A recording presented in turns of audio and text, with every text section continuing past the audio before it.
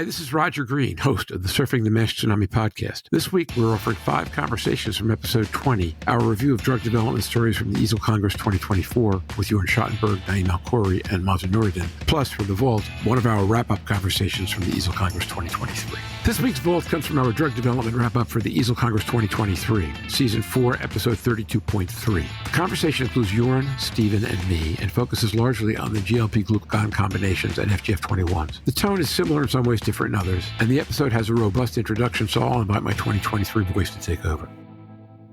Today, we are offering 4 conversations from episode 32, our discussion with Stephen Harrison about what we learned at the EASL Congress 2023 and the American Diabetes Association scientific sessions about drug development, plus a Vault episode addressing a similar topic at the last year's ILC Congress, the one now known as the EASL Congress, also featuring Stephen and Jörn Schattenberg. The conversation moves on from resmetirom to discuss other classes of drugs, starting with what Mazen Noureddin described in the previous week's episode as the most valuable properties in the game he called NASH Monopoly, FGF-21s and glucagon agents. Stephen Harrison starts this discussion with 2 comments about GLP-1s. First, we now have adequate data to suggest that GLP-1s will not melt away all liver fat and, as a result, lead to dramatic fibrosis regression. Second, we know from a small sub-cohort of patients in Akero's SYMMETRY trial that patients already on fairly low doses of GLP-1s saw what Stephen described as incredible added incremental benefit from the FGF-21 agent efruxifermin. The group notes that while glucagon dual and treble agents are likely to produce dramatically more robust results in weight loss and liver defatting than GLP-1s alone, they still seem unlikely to, as Stephen puts it, usurp the need for other types of agents. I comment that the commercial development path some of the drug companies are taking with glucagon agents supports this hypothesis.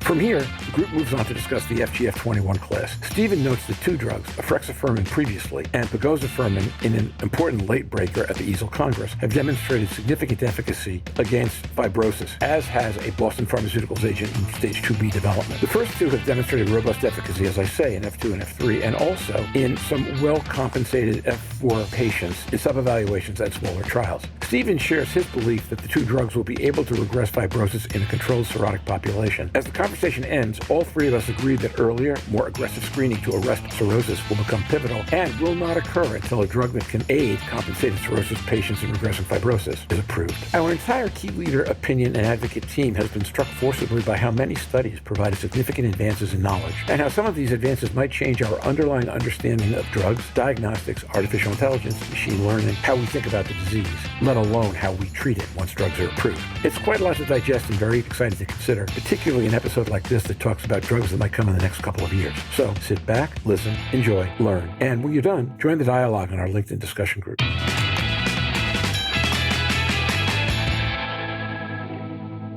When we talked with Mazen last week, he talked about his drug development NASH's monopoly metaphor, and the idea that the 2 most valuable properties were the FGF-21s and the GLP-1s, each of which had some really interesting issues emerge from last month, or the glucagon agonists more broadly, if you will. So we can dive into either one of those. Take your pick. Stephen Harrison. It's interesting to talk about both. To me, just reflecting back on EASL, one of the points I walked away from that meeting with was that at least at diabetic doses of GLP-1, we're not getting rid of all the fat. We're not getting rid of the inflammation and fibrosis. And these drugs that you mentioned, to include resmetirom, are additive on top of these particular GLPs dosed in the diabetic range. We also know from the FGF-21 data that was not presented at EASL, but I'm very hopeful will be presented at AASLD this year, is the cohort D data from the SYMMETRY trial, where we actually took 31 patients that were on a baseline stable dose of a GLP. And again, most of these were diabetic doses and were randomized to placebo FGF-21 or FGF-21 on top of the GLP-1. And the additive incremental value was incredible when you put the two together. So I think to me, the take-home point is the GLPs are coming to the forefront as a very active player in the field of obesity and even diabetes and ultimately CV risk reduction. I get that. Most of my patients are already on them. If they're not on them, quite frankly, I'm putting them on them.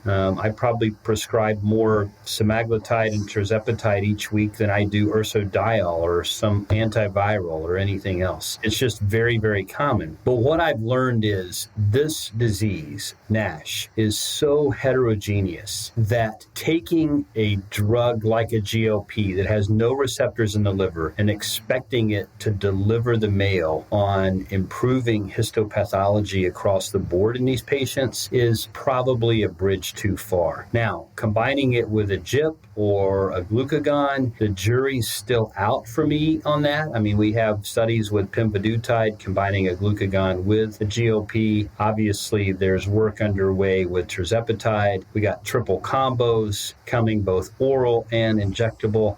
So we'll have to wait and see. But I'm a complete believer that this class of medicine is not going to usurp the need for targeting inflammation, targeting mitochondria in the liver, targeting fibrosis in the liver, or a combination of those. And that ultimately we are still going to need combination therapy, and we're going to need multiple different choices on the shelf to choose from to manage these patients. And that's before we even talk about the side effect profiles of these injectables or even the GLP orals, which were presented at the ADA recently. Yeah, so A, I don't know that I could agree more with everything you just said if I tried. But B, one of the things I found really telling is you take a look at the Lilly development path for tirzepatide. They're approved in obesity. They've got 4 separate indications they're listing on pipeline in phase 3, and they have NASH in phase 2. And the things they're listing in phase 3 mostly, well, one is ejection fraction, which is different. But the others are all to build a stronger case around obesity. Cardiovascular outcomes, morbidity, mortality, and obesity. And I forget what the third one is off the top of my head. Sleep apnea, right? Right. Thank you. None of which have anything to do with NASH. So given the size of the NASH market and the NASH population, you would think if they were confident that what they had there was a winner, that would have gone earlier. That's a GIP, not a glucagon. But go ahead, Jörn. Jörn Schattenberg. Yeah, the one thing I didn't have a chance to discuss it with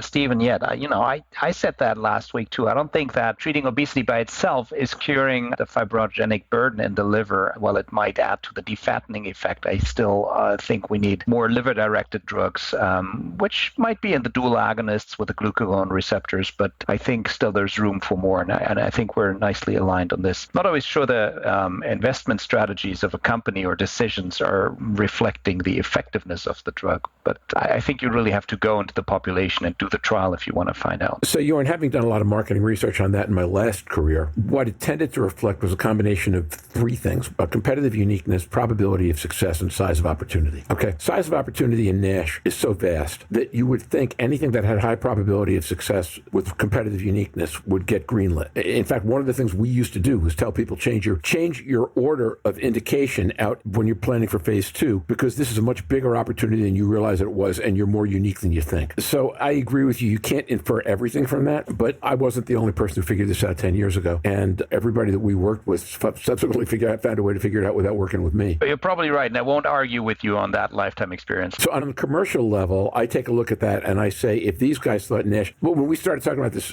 when I came to this space 4 to 5 years ago, people told me if you could affect a 10% reduction in body weight, you could automatically affect significant reduction in fibrosis.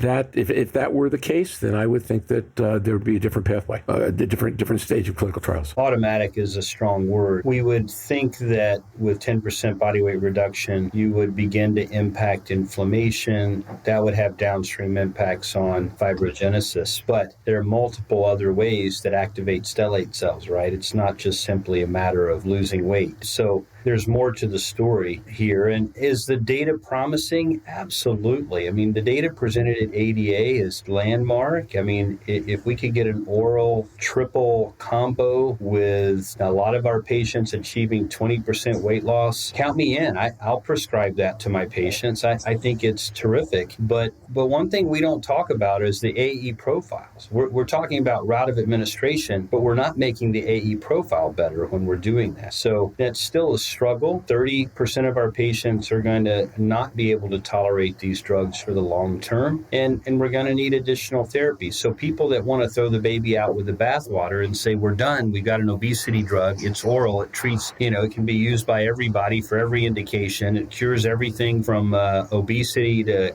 heart disease to kidney disease and cancer, well, then that's just a bridge too far for me right now. I do think that a lot of positive. If I could shift gears a bit in the next couple of minutes, I do think it's worth talking about the FGF-21 class of drug. This drug was kind of, it got a black eye, I think, early on because of the pegozafermin data that came out of, in the literature in 2 different publications in clinical gastroenterology and hepatology, because it wasn't effective and there was some concerns about tachyphylaxis. It's important to note that not all FGF-21s are created equal, and there was distinct differences in pegozafermin relative to what we see now with efruxifermin and pegozafermin, and even Boston Pharma's drug that doesn't have a name yet that I'm aware of, but is in phase 2B development. What we're seeing with the data coming out with Akero and the Harmony trial and with pegozafermin in the Enliven trial is that 24 weeks of therapy with repeat liver biopsy, both of these drugs are having impacts on NASH resolution and fibrosis, and even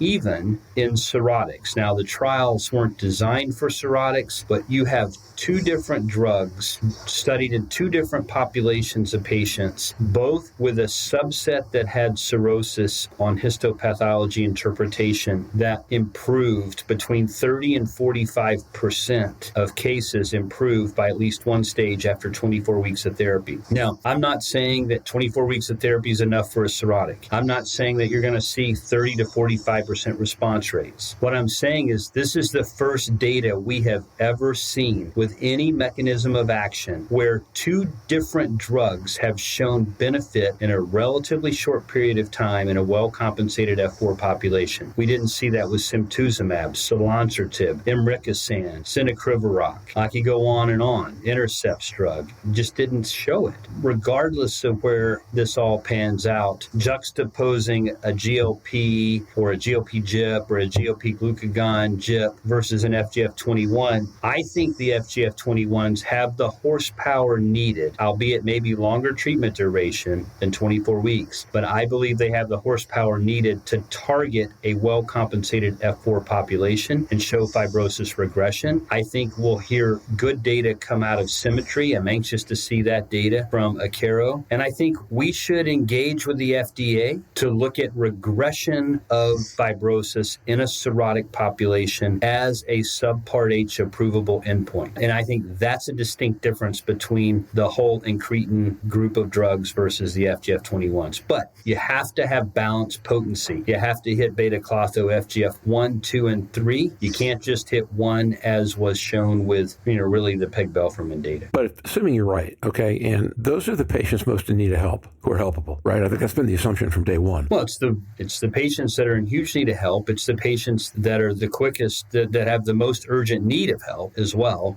Quite frankly, we have been dealing with an increasing burden of NASH, meaning an increasing number of people progressing to cirrhosis that are presenting for the first time to the ER in a decompensated state. So yeah, this is a huge unmet medical need. Well, it's actually 2 needs. One is the need to prevent people from getting to a decompensated state. And the second is to take a lot more seriously screening people before that. Because the only way to stop people from getting to a decompensated state is figuring out who they are first and then getting them drug. And we're not going to be serious about screening until we have a drug approved. That is a very good comment and very important. I agree. And now, back to Roger.